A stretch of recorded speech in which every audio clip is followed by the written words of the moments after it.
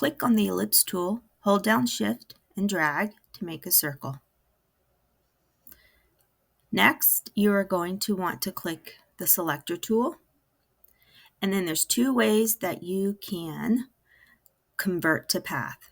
Right-click on the center of the circle, or go up to the top, click on Edit, go down to Convert Path. Now that you've converted to a path, click on the Edit Nodes button, and then click on your object.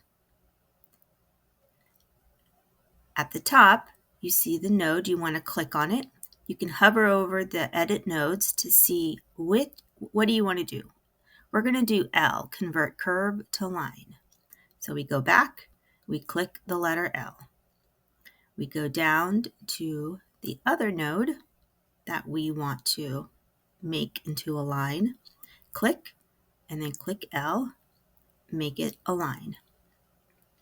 Now we're going to go back over to the Edit Nodes, and we are going to look for Delete Node or Line, and that is letter D. So we click on it, delete, click our selector tool, and there you have it, our first way to make a semicircle. The next way we're going to do it, we'll start at the ellipse tool, Shift, drag to make a complete circle. Next, we're going to go to the pencil icon, and we're going to draw our line. And then we are going to select both circle and line.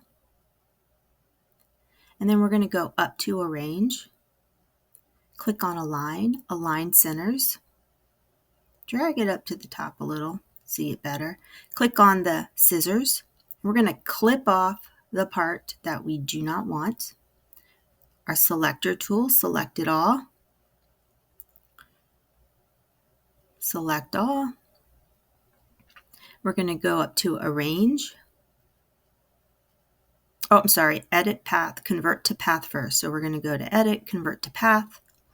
And then we're going to click on the nodes just so you can see how the next thing changes it.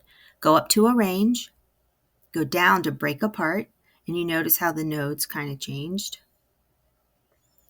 What we're going to do now is just click on the selector tool again, and then click the parts that we want to remove. The Break Apart will allow us, it breaks it apart into different sections.